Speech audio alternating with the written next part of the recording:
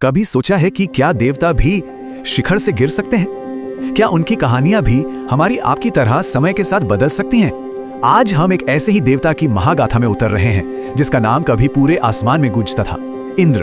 एक ऐसा देव राजा जो कभी सर्वशक्तिमान था और फिर धीरे धीरे इतिहास के पन्नों में एक बिल्कुल ही अलग किरदार बन गया। शब्दों की शक्ति महसूस कीजिए। ये मानवता के सबसे पुराने धार्मिक ग्रंथों में से एक ऋग्वेद से हैं। ये सिर्फ कविता नहीं है, ये एक ऐलान है।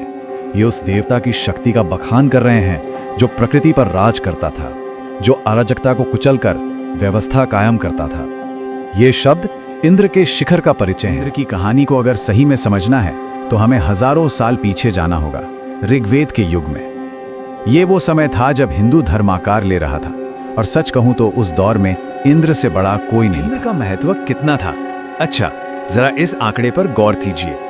ऋग्वेद का लगभग 1/4 हिस्सा यानी 250 से भी ज्यादा सूक्त सिर्फ और सिर्फ इंद्र की स्तुति में लिखे गए हैं। सोचिए, पूरे ग्रंथ का 25% हिस्सा बस एक देवता को समर्पित है।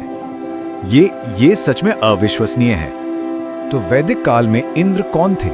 वे थे देवों के राजा, मौसम, तूफान और युद्ध के देवता। उनका अस्त्र था वज्र, जो सिर्फ एक हथियार नहीं बल्कि ब्रह्मांडीय व्यवस्था और न्याय का प्रतीक था। और वे अपने सफेद हाथी ऐरावत पर सवार होकर मानवता की रक्षा करते थे। मतलब एक आदर्श वीर, एक आदर्श राजा।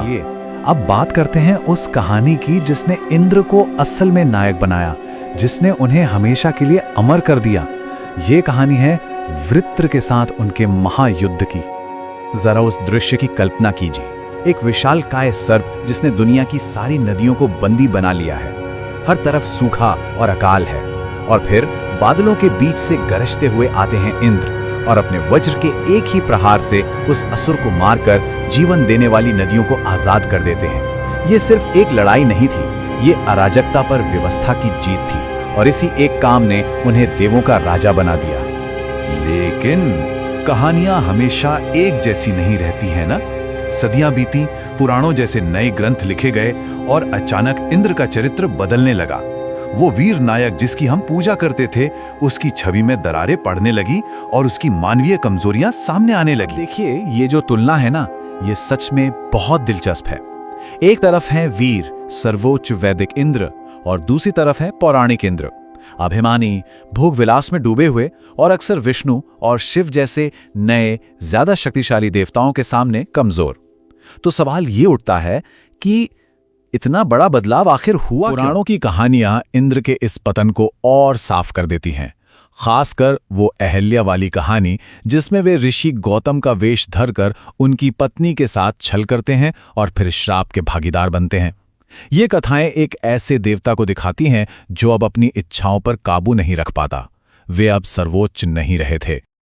पर रुकिए, कहानी यहां खत्म नहीं होती, बल्कि यहां से तो एक और भी दिलचस्प मोड़ लेती है। जब हिंदू धर्म में उनका कद घट रहा था, उसी समय दूसरे बड़े धर्मों ने उन्हें अपनाया और एक बिल्कुल नया ही रूप दे दिया। बौद्ध धर्म में इंद्र बन गए शक्र। यहां वे एक शक्तिशाली स्वर्गीय राजा तो हैं, लेकिन हिंदू धर्म के इंद्र की तरह सर्वोच्च या अमर नहीं। वे भी कर्म के नियम के अधीन हैं। एक शक्तिशाली लेकिन नश्वर प्राणी, बिल्कुल हम सब की तरह। ये दिखाता है कि कैसे बौद्ध दर्शन ने उन्हें अपनी व्यवस्था में एक नया स्थान दिया। और जैन धर्म में यह बदलाव तो और भी गहरा है। जरा सोचिए, जो कभी देवों के राजा थे, अब वे एक संत के सेवक की भूमिका में हैं। उनका काम तीर्थंकरों यानी सर्वोच्च गुरुओं के जीवन के शुभ क्षणों का उत्सव मनाना है। ये विनम्रता और भक्ति का एक अद्भुत प्रतीक है। और यहाँ कहानी एक और भी नाटकीय मोड़ लेती है। पारसी धर्म में, जो ईरान का प्राचीन धर्म है और जिसकी जड़ें वैदिक धर्म से ही जुड़ी हैं, इंद्र एक खलनायक बन गए। जो भारत में नायक था, वही ईरान में अंध्र नाम का एक दानव बन गया जो सत्य का दुश्मन है। एक ही देवता, दो पड़ोसी संस्कृतियों में नायक और दानव, ये संस्कृति और विश्वास की शक्ति को दिखाता है। इंद्र की ये हजारों साल लंबी यात्रा, जो सर्वोच्च देवता से शुरू होकर सेवक और यहां तक कि दानव तक पहुंची, ये हमें सिखाती क्या है? ये हमें मिथकों की जबरदस्त ताकत और उनके बदलते स्वरूप के बारे में बताती है। ये समय रेखा उनकी पूरी यात्रा को हमारे सामने रख देती है। सर्वोच्च देवता से एक त्रुटिपूर्ण देवता तक, फिर एक स्वर्गीय राजा और अंत में एक सेवक तक।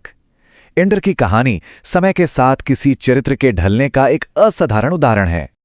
इंद्र की कहानी सिर्फ एक देवता की कहानी नहीं है, ये हमारी अपनी कहानी है जो हमारे बदलते विश्वासों और मूल्यों को दर्शाती है।